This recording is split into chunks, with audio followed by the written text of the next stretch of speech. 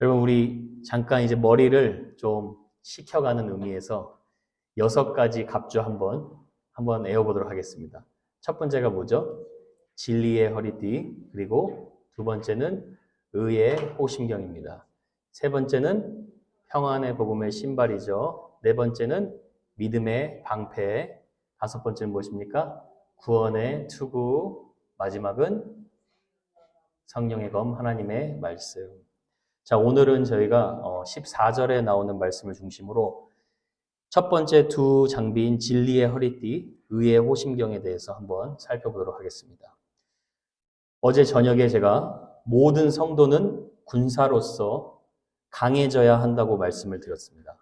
왜냐하면 모든 성도는 세상에서 놀이터에서 노는 것처럼 살아가는 것이 아니라 세상이 마치 전쟁터와 같기 때문입니다. 그런 의미에서 하나님의 전신갑주를 입고 살아가야 반드시 승리할 수 있다는 것을 말씀을 드렸습니다. 한국어 번역은 The Armor of God을 전신갑주라고 이렇게 표현을 했습니다. 이보다 더 좋은 번역은 없는 것 같아요. 왜냐하면 헬라어로 전신갑주는 파노플리안이라는 말인데요. 이 말은 전쟁에 필요한 모든 무기를 갖춘 상태라는 뜻입니다. 그래서 영적인 군사가 하나님의 전신갑주를 입었을 때 전쟁에서 싸워서 완전하게 승리할 준비가 되었다는 것을 알려주는 거죠. 이 말은 다시 말하면요. 앞으로 저희가 살펴볼 6가지 장비들 중에 하나라도 빠지지 않아야 전신갑주로서의 기능을 제대로 할 수 있다는 것을 사도 바울이 알려주고 있습니다. 그래서 저와 여러분이 이 장비들을 살펴보면서 지금 내 삶에 필요한 장비들이 무엇인지 잘 점검하시고 그리고 그 장비를 입으시고 복된 무장이 되시는 시간 되시기를 축복합니다. 여러분, 전신갑주를 보시면요, 조금 특이한 점이 있습니다. 이게 뭐냐면 전신갑주가 몇 개라 그랬죠? 6가지인데 5가지는 방어용 장비예요. 공격용 장비는 딱 하나인 성령의 검, 하나님의 말씀입니다. 이 사실은요, 사도 바울이 영적 전쟁을 하는 것에 대한 중요한 원리를 하나 가르쳐 줍니다.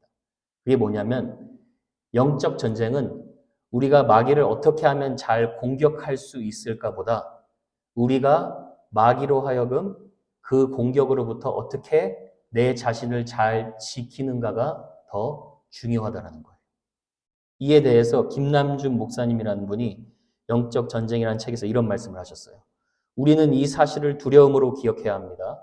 승리의 원인은 오직 하나이니 곧 칼로 적을 찌르는 공격이지만 패배의 원인은 수없이 다양하다는 사실을 기억해야 합니다.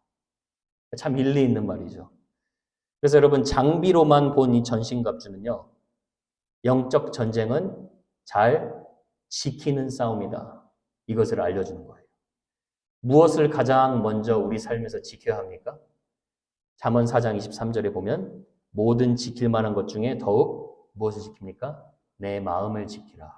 이는 생명의 근원이 이에서 남이니라. 여러분, 우리 마음을 지키는 싸움이 영적 전쟁의 첫 시작이라는 거예요. 사도 바울이요, 당시 에베소서를 쓸 때 어디에서 썼습니까? 감옥에서 썼어요. 감옥에서 쓰면서 로마 군인들이 단정하게 이 전신갑주를 차려입은 모습을 보면서 아마 이렇게 영감이 떠올랐던 것 같아요. 그러면서 그러면 성도들로 하여금 자기 자신을 지키는 싸움을 하기 위해서 가장 먼저 중요한 것이 무엇일까 봤을 때 사도 바울이 본 건 허리띠였어요. 허리띠. 왜 허리띠냐? 허리띠를 알려면 좀 로마의 옷 문화를 좀 이해할 필요가 있는데요. 로마에서는 남성들이 도통 잘 바지를 입고 다니지 않고 토가라는 통옷을 많이 입고 다녔어요. 그러니까 오늘 말로 말하면 이렇게 긴 보자기 같은 옷을 이렇게 입고 다녔어요. 이 옷은요, 보기에는 굉장히 편하고 우아해 보이는데 허리띠를 띠지 않으면 자유롭게 움직일 수 없는 그런 제약을 두는 옷이었습니다. 그래서 허리띠를 띈다는 것은 성도가 언제 어디서든지 하나님이 부르실 때 민첩하고 재빠르게 움직일 수 있는 것을 뜻하는 거예요. 그래서 여러분 출애굽기 12장에 보면 이스라엘 백성이 출애굽할 때 하나님이 이런 말씀을 하세요. 허리에 띠를 띠고 신을 신고 지팡이를 잡고 급히 먹으라 이런 말을 하세요. 그러니까 지금 내가 너희들을 불러 애굽에서 빠져나오게 할 때 언제든지 그 명령에 순종할 준비 태세를 갖추라라는 말이에요. 그래서 여러분 우리가 허리띠로만 봤을 때 우리 신앙생활은 어떤 신앙생활이어야 되냐? 우리 신앙생활은 준비라는 거예요. 준비. 헌신할 준비가 되어 있고 순종을 위해서 대가를 지불할 준비가 되어 있고 그리고 악한 영들이 공격해 오는 것을 방어할 준비 태세를 갖추고 있는 거예요. 그래서 저와 여러분이 그런 준비 자세를 갖추어서 이제 능히 악한 마귀를 대적하는 군사로 준비될 줄 저는 확신합니다. 자, 사도 바울은요, 어느 때든지 하나님의 명령을 부름받고 자유롭게 움직일 수 있는 준비를 허리띠라고 말하면서 그 허리띠의 영적인 의미를 뭐라고 얘기합니까? 이렇게 얘기하죠. 진리의 허리띠다라고 얘기를 하죠. 그렇죠? 여러분, 흔히들 요즘 우리가 사는 시대를 가리켜 포스트 모더니즘 시대라고 얘기를 합니다. 아시다시피 포스트 모더니즘의 시대의 특징이 무엇입니까? 절대적인 진리를 부인하는 시대예요. 초월적인 것도 부인하고 포스트 모더니즘의 특징은 내가 주관적으로 느끼고 내가 주관적으로 보기에 좋다고 생각하면 그것이 절대 진리라고 하는 시대에 우리가 함께 살고 있습니다. 근데 여러분 그런 시대에서 그리스도인들은요. 프란시스 셰이퍼라는 신학자의 말처럼 절대 진리인 하나밖에 없는 대문자 T 이 절대적인 진리가 우리 자신을 자유케 한다라는 그 진리를 붙들고 살아야 되는 성도로서 우리가 부름을 받았어요. 세상 사람들은요. 세상에 많은 종교에도 구원이 있다.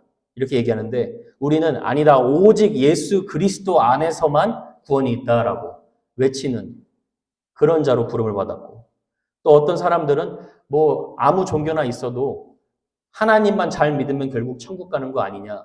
그런 시대에 아니다. 주님만이 우리를 하나님께로 인도하는 길이다라고 외쳐야 하는 시대를 우리가 살고 있다는 거예요.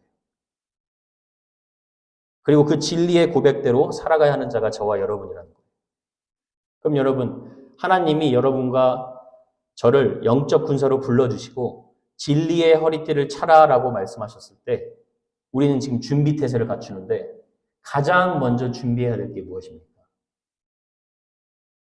먼저 여러분 이건 너무 간단한 건데 사실 너무 기본적인 진리예요. 저와 여러분이요. 하나님의 말씀을 알기에 힘써야 돼요. 정말 하나님의 진리의 말씀을 깊이 알기에 힘써야 합니다. 왜냐하면 여러분 기독교는요. 섣불리 내가 먼저 행동하는 그런 종교가 아닙니다.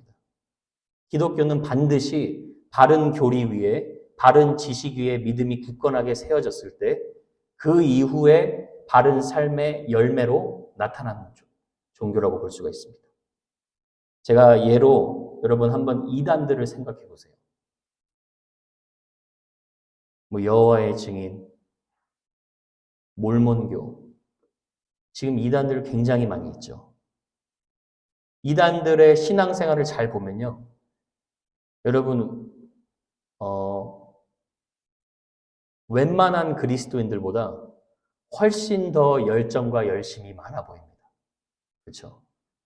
그러니까 우리 오늘 찬양하는 이 모습 사진으로 찍고 비디오로 담고 그다음 여러분 이단에 빠진 사람들 찬양하는 거 한번 보세요. 정말 광적일 정도로 열광하면서 찬양을 합니다. 그런데 중요한 건 그들의 열정과 그들의 열심이 사도 바울의 말처럼 로마서의 말처럼 바른 지식에 따라 나온 열심이 아니라는 거예요. 그로 인해서 이단에 속한 사람들은 가정이 오히려 깨어지고 가정에 불화가 많죠. 독선적이죠. 도통 사람의 말을 들으려고 하질 않죠. 그 이유가 무엇이냐? 이 사람들이 잘못된 진리 혹은 부분적인 진리 그리고 사람에 의해서 성경을 막 자의적으로 해석된 왜곡된 진리의 피해자라고 볼 수가 있어요. 그 진리를 믿고 그 삶이 잘못된 열매로 나타나는 것이라고 볼 수가 있습니다. 그래서 저와 여러분이 포스트 모더니즘 시대, 절대적인 진리를 부인하면서 살아가는데 가장 먼저 정말 필요한 것이 뭐냐? 정말 우리가 진리의 말씀을 제대로 알기 위해 힘써야 된다는 거예요. 그러니까 사랑하는 성도 여러분, 여러분이 다른 거 하는 거 조금만 내려놓고 정말 하나님의 말씀에 더 가깝게 나아가야 돼요. 호세아 6장 6절에 이런 말씀을 하죠. 나는 인애를 원하고 제사를 원하지 아니하며 번제보다 하나님 아는 것을 원하노라. 이스라엘 백성의 문제는 종교에 열심히 부족한 것이 아니라 하나님에 대한 무지였다는 거예요. 하나님을 알지 못하니까 하나님을 올바르게 섬길 수 없다는 거예요. 근데 여러분, 제가 이런 말씀을 할 때 하나님의 말씀을 힘써 알아야 된다는 거 동의하지 않는 성도님들 도대체 누가 있겠습니까? 다 알죠. 근데 제가 목회자로서 이 진리의 허리띠를 봤을 때 지금 우리가 이 시대 때 가장 조심해야 할 사탄의 공격 중에 하나가 뭐냐 좀 묵상을 해봤는데 그게 이건 것 같아요. 그게 뭐냐면 우리의 감정과 우리의 느낌이. 인간은요, 지정의를 가진 존재죠. 머리로 생각하고 감정으로 느끼고 의지적으로 행동하죠. 의지를 가지고. 근데 사탄이 공격하는 부분 중에 하나가 뭐냐면 머리로 생각하고 의지로 순종하는 것에 포커스하는 게 아니라 내 감정에 느끼는 것에 충실하도록 사탄은 우리를 속인다는 거예요. 그래서 여러분 실제로 많은 성도들이요. 진리가 무엇인지 분명히 아는데도 진리의 말씀에 순종하지 않는 이유 중에 하나가 내 감정과 내 느낌을 진리의 말씀보다 더 우선순위에 두기 때문이에요.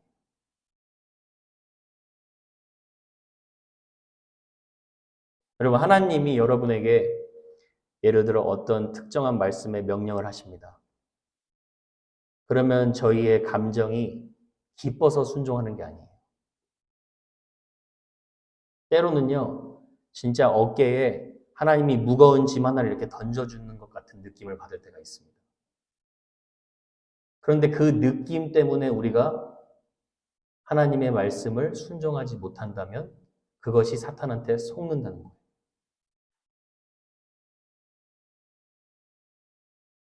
때로는 여러분, 내 감정이 느끼지 않아도 우리가 말씀을 생각으로 분명하게 듣고 그리고 의지적으로 그냥 바로 순종할 때 그 이후에 우리의 감정에 기쁨이 솟아날 때가 있어요. 그러니까 여러분, 제가 이걸 도대체 어떻게 설명해야 되나 고민이 되는데 잘 보세요, 여러분. 부부싸움을 해요. 분노하지 말라. 하나님 얘기하셨어요. 그렇죠? 근데 그 말씀을 알고 있어요. 그 말씀을 알고 있으면 내가 감정을 주체하지 못하고 입에서 언어가 나오려고 할 때 그 말씀에 순종해서 분노를 하지 않아야겠죠. 근데 진리도 알고 있고 말씀도 알고 있는데 그거와 상관없이 내 감정이 기분 나쁘면 입에서 폭언이 나와요. 이게 한 예예요. 사탄한테 속는 거예요. 이것만 예가 아니에요. 하나님이 예를 들어 예배를 드리는데 여러분이 막 울었어요. 감정이 복받쳐서 막 눈물이 났습니다. 근데요, 잘 보세요. 그 사람 눈물 막 나고 나서 은혜를 받았는데 삶에 돌아가니까 실제적인 삶에 변화된 게 하나도 없어요. 그러니까 느낌이나 감정 자체로 내가 울고 웃느냐에 따라서 그게 진짜 진리라고 확신할 수 없다는 거예요. 때로는 우리가 머리로 들은 말씀을 의지적으로 순종하는 것, 그것이 하나님의 진리를 경험하게 한다는 거예요. 내 감정이 기쁘다고 해서 진리가 아니고 내 감정이 슬프다고 해서 그게 거짓이 아니라는 거예요. 제가 한 예로 이 예를 들어볼게요. 7살 때부터 자신이 동성애 성향을 갖고 있는 것을 알았던 기독교인이 있어요. 그래서 7살 때부터 기도를 했대요. 하나님, 내가 남자인데 남자에게 이런 성향을 갖고 있는 거 보니까 제발 이 성향을 없어지게 해달라고 기도를 했대요. 그랬는데 오랫동안 기도했는데 성인이 될 때까지 하나님이 그 기도를 들어주시지 않았다는 거예요. 그래서 성인이 되고 나서 그냥 동성애가 하나님의 말씀에 어긋난 죄인 줄 알면서도 그냥 자신의 느낌과 감정을 따라서 이제 막 성인이 돼서 게이들이 모이는 그 메카의 장소에 모였다는 거예요. 그리고 나서 그 장소를 떠날 때 되면 여김없이 자기 마음 가운데 밀려오는 죄의식을 떨쳐낼 수가 없었다는 거예요. 크리스찬이잖아요. 동성애 성향으로 스트럭을 하고 있죠. 근데 고민한 끝에 다른 크리스찬에게 이 사실을 털어놓았어요. 그러고 났는데 신기하게도 하나님께서 주변에 계속 하나님의 사람을 보내주셔가지고 이 사람이 더 이상 그 동성애의 느낌과 감정의 유혹에 빠지지 않도록 하나님이 건져내시는 역사를 일으켜 주셨어요. 그랬는데 하나님이 그렇게 건져주시고 나서 이 사람이 이런 간증을 해요. 잘 들어보세요. 아직도 내 주변의 친구들 중 일부는 동성애 유혹으로 갈등을 하고 있다. 그러나 나는 죄에 대한 예수님의 승리가 동성애라는 죄악을 이겨낼 수 있는 힘을 준다고 믿었다. 나는 지금도 나의 동성애의 유혹이 언제 사라졌는지 아니면 완전히 사라진 것인지 아닌지의 여부를 모른다. 근데 잘 들어보십시오. 하지만 이제는 더 이상 나 자신이 무력하다는 느낌에 짓누르지 않으며 이 유혹을 이겨낼 힘이 없다고 여기지 않는다. 왜냐하면 내 정체성은 내 느낌과 유혹이 아니라 예수님 안에 있다. 여러분 지금 이 사람이 느낌과 감정에 계속 의존하면 아직도 동성애 성향에 유혹을 받는 거예요. 근데 이 사람이 한 건 뭐냐면 느낌과 감정을 그게 완벽하지 않으니까 건너뛰고 하나님의 말씀이 진리인 것을 머리로 믿고 진리의 말씀에 순종하고 복종한 거예요. 여러분 우리 삶에 제가 동성애를 예로 들었기 때문에 여러분이 잘 와닿지 않을 수 있는데 기분 나쁘다고 우리 성경 안 읽을 때 있죠. 있어요, 없어요? 내 감정과 느낌에 따라 하나님께 충실하게 순종하지 못할 때가 있죠. 자, 여러분 솔직한 말로 여기 수련회 오시면서 이렇게 오신 분들 있으세요? 주여, 내가 정말 사슴이 시냇물을 찾기에 갈급하듯이 이번 수련회에 이렇게 목말라서 주님을 찾습니다. 이렇게 오신 분 한번 손 들어보세요. 솔직하게. 진짜 손 들어보세요. 4분밖에 안 계세요. 근데 수련회 오실 때 이렇게 오신 분들이 있으시죠? 아, 교회에서 그냥 수련회 하니까 그냥 가야지. 아, 집에서 나가기 귀찮은데. 아, 네, 그냥 교회에서 그냥 드리면 되는데. 이런 느낌과 감정으로 그래도 참석하자 하고 오신 분이 있으시죠? 근데 여러분 신기한 건 제가 어제 참석하셨던 분들한테 한번 여쭤볼게요. 여러분 어제 하나님께서 은혜를 여러분에게 주셨습니까? 안 주셨습니까? 여러분의 마음이 기뻤습니까? 안 기뻤습니까? 여러분 말씀을 다 듣고 나서 여러분이 자유함을 느꼈습니까? 안 느꼈습니까? 여러분이 이 시대 때 우리가 가장 중요해야 되는 거, 내 느낌과 감정으로 살아가는 것이 아니라 진리의 말씀을 이해하고 믿었다면 그것을 그대로 순종으로 이어가야 된다. 그래서 예수님께서 그런 말씀을 했죠. 너희가 진리를 알지니 뭐라고 했죠? 진리가 너희를 자유케 하리라. 세상과 사탄은요 반대로 얘기해요. 너희가 진리를 알지니 진리가 너희를 속박하리라. 하나님의 말씀대로 매여서 사는 거는 너를 속박하는 거야 라고 사탄은 얘기합니다. 그런데 하나님의 군사들은 진리에 복종할 때, 감정과 느낌에 순종하지 않고 진리에 복종할 때 오히려 참 자유함을 얻을 줄 믿습니다. 사랑하는 우리 성도 여러분, 진리에 묶이려면요, 정말 이 시대야말로 성경에 가까이 하셔야 돼요. 여러분, 교회는요, 부흥의 시기가 일어날 때마다 어떤 일이 있었냐? 성경의 권위가 회복이 됐고 하나님의 말씀을 사랑하는 성도들이 넘쳐나기 시작했어요. 이전에 성령 운동 하시는 많은 분들에 의해서 우리나라 교회가 굉장히 많이 부흥을 했어요. 그랬는데 그 이후에 지금 성령 운동하시는 그 분들에 의해서 한국 교회가 또 굉장히 많이 피해를 받았어요. 그 이유가 뭐냐? 성령 운동, 그것을 말씀과 계속해서 지속하지 않았기 때문에. 자의적으로 감정과 느낌에 우선시하기 때문에. 그래서 여러분, 진리의 허리띠를 동여매려면 정말 우리가 하나님의 말씀에 더 가까이 나아가야 돼요. 어떤 분이 미국의 어떤 유명한 전도자가 이런 말을 했어요. 영어로 이런 말을 했어요. Dusty Bible leads to dirty lives. 먼지 묻은 성경은 우리를 더러운 삶으로 인도한다. 뼈 있는 말이에요. 제가 여러분 수련회 때 숙제를 드릴게요. 제가 여러분에게 노트를 드린 이유가 있습니다. 여러분이 수련회 기간 동안 미디어 우리가 금식하기로 했죠. 그렇죠? 그리고 아침에 큐티 시간이 있고 또 자유 시간이 많이 있을 거예요. 그 시간 동안에 여러분이 뭘 하시면 되냐면 에베소서가 1장부터 몇 장까지 있습니까? 6장까지죠. 1장부터 6장까지 에베소서를 필사해 보세요. 필사하시면서 그것을 다 여러분의 기도로 만들어 보세요.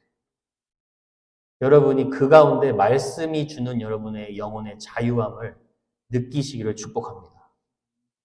그래서 죄와 거짓을 분별하는 진리뿐만 아니라 하나님의 진리를 즐거워하는 자리까지 나아가는 하나님의 은혜 부어주실 줄 믿습니다. 자, 진리의 허리띠는 여기까지 다루고 이제 의의 호심경에 대해서 다뤄보도록 하겠습니다. 의의 호심경 또는 호심경이라기도 하고 그리고 이전의 성경에 보면 의의 흉배라고 얘기를 하죠. 그렇죠? 먼저 여러분 이 장비는요. 군인들이 몸 상체 전체를 가리는 보호 장구로 사용되어졌어요. 그렇죠? 이 장비는 철판으로 만들어져 가지고 몸 중에서도 치명적인 손상을 줄 수 있는 이 심장, 가슴, 배, 이 부분 전체를 가리는 보호 장비였습니다. 그러니까 요즘 말로 쉽게 말하면 전쟁에 참여하는 군인이 방탄조끼를 입고 참여하는 거예요. 여러분, 전쟁에 참여하는 군인이 2명이 있는데 방탄조끼를 입은 군인과 입지 않은 군인의 차이점이 무엇일까요? 뭐예요? 방탄조끼를 입은 군인은 일단 안전함이 증가되죠. 그래서 전투력이 상승합니다. 사기가 높아져요. 사도 바울이 의의 흉배를 얘기할 때, 의의 호심경을 얘기할 때, 이 호심경은 성도들에게 안전함과 담대함을 주는 의미로 얘기를 하고 있는 거예요. 그래서 그걸 영적인 의미로 의의 호심경이라고 얘기를 하고 있죠. 자, 성경에서는 4종류의 의를 가지고 의를 가지고 살아가는 사람들을 언급합니다. 첫 번째는 self-righteousness, 자기 의를 가지고 살아가는 사람들이 있죠. 이 사람들은 위선과 외식하는 자로서 가면을 쓰고 자신이 스스로 의롭다고 여기는 자들이죠. 두 번째로는 불의하게 살아가는 자들이 있어요. 하나님을 적극적으로 대적하고 하나님의 법을 어기는 자들이에요. 세 번째, 네 번째는 성도인데 여러분 성도는 먼저 그리스도의 의를 입은 자들입니다. 그리스도의 의가 무엇입니까?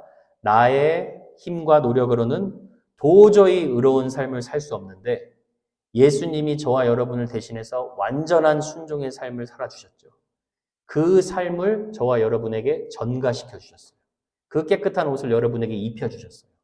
그러니까 여러분 영적인 군사로서 먼저 내가 그리스도의 의의 옷을 입은 자라는 것을 확실하게 믿을 수 있어야 돼요. 자, 여러분은 여러분이 어떠한 죄를 짓더라도 이 세상에 살아가면서 아무리 넘어지고 공격을 받더라도 하나님께서 여러분을 의롭다 인정해 주신 자녀임을 믿습니까? 이것을 확신해야 돼요. 먼저 이것을 확신하고 전쟁터에 들어가야 돼요. 자, 그것이 그리스도의 의입니다. 그런데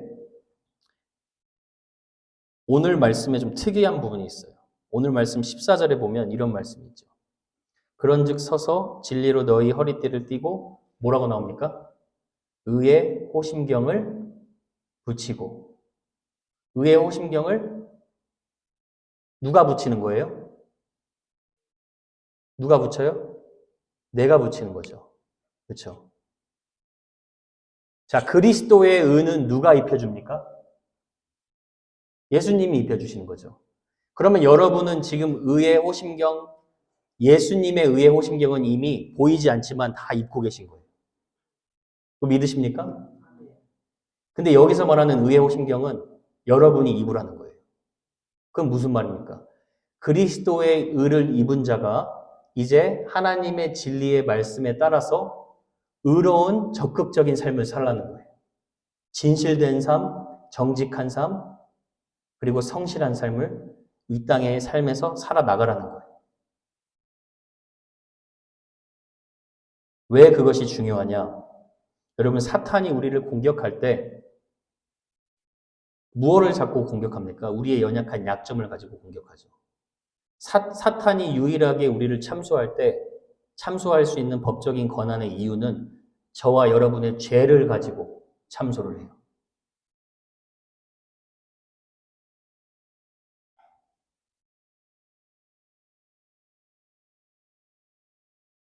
저와 여러분의 죄를 가지고 참소를 하기 때문에 예를 들어 이런 거예요. 쉽게 말하면 크리스찬이 살아가는데 사탄이 보는 거예요. 너 내가 한번 먼지 털어서 너 아무것도 안 나오나 하나 한번 볼까? 이렇게 얘기를 해요. 근데 문제가 뭐냐? 먼지를 털었는데 먼지가 계속 나오는 거예요. 그럴 때 크리스찬들이 잃어버리는 게 뭐냐? 담대함. 위축되는 거예요.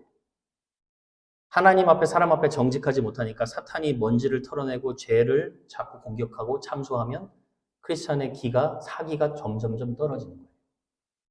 그래서 그렇게 되지 않게 하기 위해서 그리스도인들은 의의 옷을 입었기 때문에 의로운 삶을 적극적으로 살아가라는 거예요. 그 이 시대의 가장 중요한 의로움이 정직함이라는 거예요. 이와 관련해서 제가 여러분 이런 예를 한번 들어볼게요.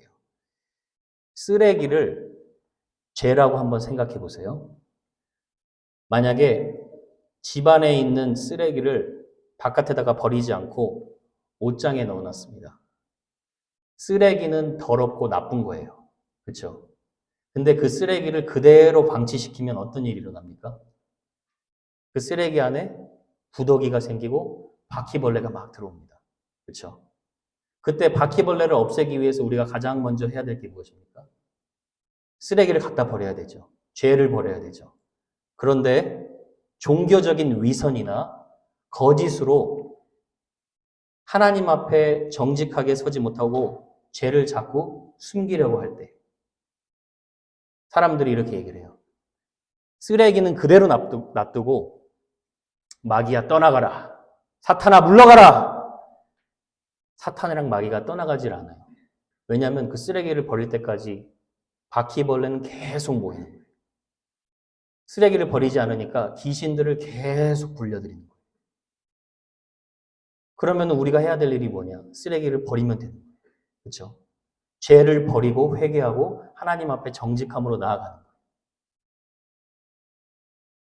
그러니까 그리스도인이 하나님 앞에서 사람 앞에서 담대하게 서기 위해서는 반드시 정직한 삶을 살아야 된다는 거예요. 사탄이 참소할 수 있는 법적인 권한을 주지 말아야 된다는 거예요. 그래서 시편 기자는 의인을 설명할 때 이렇게 얘기를 합니다. 잘 보세요. 시편 33편 1절. 너희 의인들아 여호와를 즐거워하라. 찬송은 누구에게 마땅한 거예요? 정직한 자들이 마땅히 할 바로다. 시편 15편도 한번 보세요. 여호와여 주의 장막에 머무를 자 누구오며 주의 성산에 사는 자가 누구오니까 정직하게 행하며 공의를 실천하며 그의 마음에 진실을 말하는 자. 이 시대의 교회 안에서도 회복돼야 될 것이 정직입니다. 이 시대의 교회가 무너지는 이유 중에 하나가 목회자가 투명하지 못해서입니다. 저도 때로는 죄가 있는 세상에서 살아가기 때문에 솔직하지 못한 제 모습을 볼 때도 많아요. 그러면은 예전에 제 정직하지 못했던 모습이나 예수 믿기 전에 제가 거짓된 삶을 살았던 그런 모습을 생각해 보면 위축이 됩니다. 그렇죠? 그러면은 담대함이 자꾸 사라지는 거예요. 사탄이 참소할 권한을 주는 거예요. 그러니까 크리스찬은 이미 그리스도에 의해 옷을 입혀주셨고 이미 너는 내 자녀라고 칭했기 때문에 우리 삶에서 정직하게 살아가라는 거예요. 여러분 삶에 지금 하나님 앞에 내가 정직하지 못한 부분을 오늘 하나님 앞에 내려놓으시고 회개하시고 하나님 앞에 온전히 나아가시는 은혜가 있기를 축복합니다. 자, 그런가 하면 의의 호심경에 이제 조금 방어적인 측면이 하나 있습니다. 과연 어떤 공격으로부터의 방어인가라는 질문입니다. 자, 호심경은 어디를 가린다고 했죠? 가슴, 그럼 눈에 보이지 않는 심장, 콩팥, 뱃속의 여러 기관을 보호하는 장비죠. 자, 옛날 고대 사람들은요, 뱃속의 기관들을 인간의 가장 깊숙한 정서와 감정이 머무는 자리라고 생각을 했어요. 그러면 사탄이 우리를 공격하는 루트 중에 가장 많이 사용하는 게 무엇이냐? 우리의 마음의 기분과 감정이에요. 사탄이 우리를 무너뜨리려고 하는 가장 첫 번째 도구 중 하나가 우리의 마음을 상처 주는 거예요. 우리의 마음을 상하게 하는 거예요. 그래서 여러분 예레미야에 보면 이스라엘이 죄로 심판받는 하나님의 말씀을 보면서 하나님이 마음을 아파하시면서 이런 말씀을 하세요. 예레미야 4장 19절 한번 보여주세요. 여기 보이시죠? 슬프고 아프다. 내 마음속이 아프고 내 마음이 답답하여 잠잠할 수 없으니 이는 나의 심령이 나팔 소리와 전쟁의 경보를 들으미로다. 자, 여러분 여기서 슬프고 아프다라는 말이 히브리어로는 따라해 보세요. 메아이 메아이. 이게 무슨 뜻이냐면 내 창자여 내 창자여 이런 말이에요. 그러니까 하나님이 가슴이 찢어지는 절절한 마음을 보여주는 거예요. 그러니까 의의 호심경을 입고 사탄의 공격을 보호한다는 것은 우리의 마음과 감정을 상하게 하는 것, 우리의 마음에 상처를 주는 것에서부터 보호한다는 거예요. 여러분 제가 교회를 개척하고 얼마 되지 않아서 하나님이 몇몇 우리 권사님들 보내주셨죠. 그리고 많은 집사님들도 보내주셨어요. 근데 이제 그 중에서 여러분의 신앙 스토리를 제가 들으면서 꽤 많은 분들이 이런 말씀을 많이 하시더라고요. 저는 교회 밖에서 상처받은 것이 아니라 교회 안에서 더 많이 상처를 받았습니다. 그래서 제가 그 말을 들으면서 마음이 참 아팠던 게 목회자로서 제가 어떻게 해드릴 수 있는 것이 없었어요. 그냥 듣기만 했어요. 여러분의 마음의 감정의 지금 그 깊은 자리에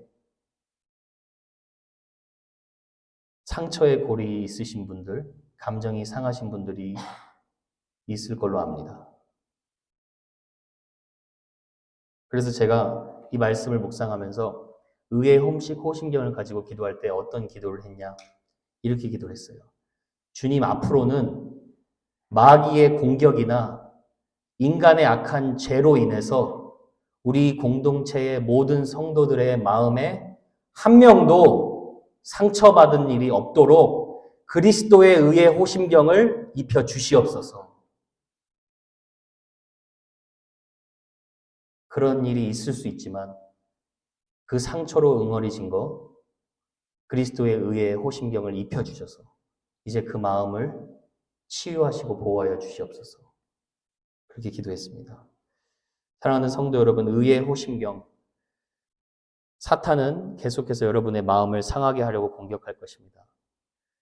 이번 수련회 기간을 통하여서 내 창자여, 내 창자여라고 외치시는 이 하나님의 아픔, 눈물의 호소가 여러분의 마음에 깊숙이 있는 그 상처와 여러분이 받은 그 상처, 감정, 그것을 대신해서 하나님이 위로하시는 치료의 눈물이 되시기를 축복합니다.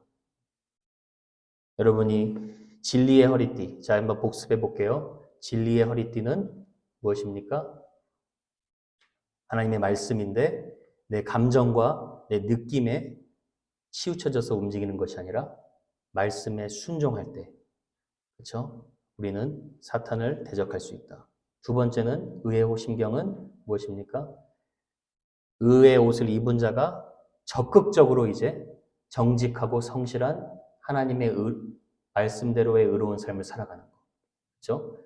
그리고 마지막으로는 사탄이 우리를 우울하게 하고 낙심케 하고 마음에 상처를 주는 그 모든 것들로 인한 그 아픈 감정의 자리가 예수 그리스도의 의의 호심경으로 온전히 치유되고 보호되는 하나님의 은혜임을 여러분이 아시고 영적인 군사로서 여러분을 통하여서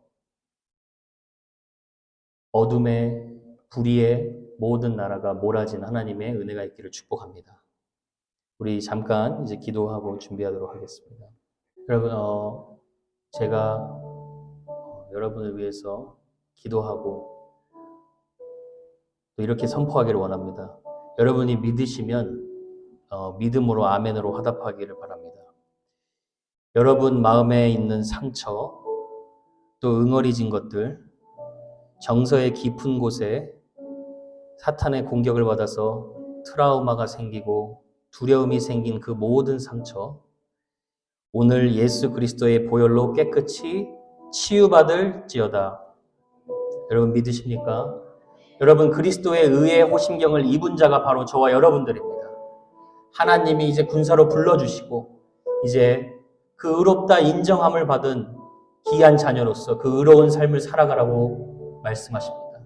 하나님 그 말씀에 순종하는 저희들 되게 하시고 우리 삶에 마귀가 참소할 수 있는 권한이 사라지게 주님 앞에 깨끗하고 정직한 삶을 살게 하여 주시옵소서. 우리 그렇게 같이 잠깐 기도하고 우리 마지막 찬양 올려드리도록 하겠습니다.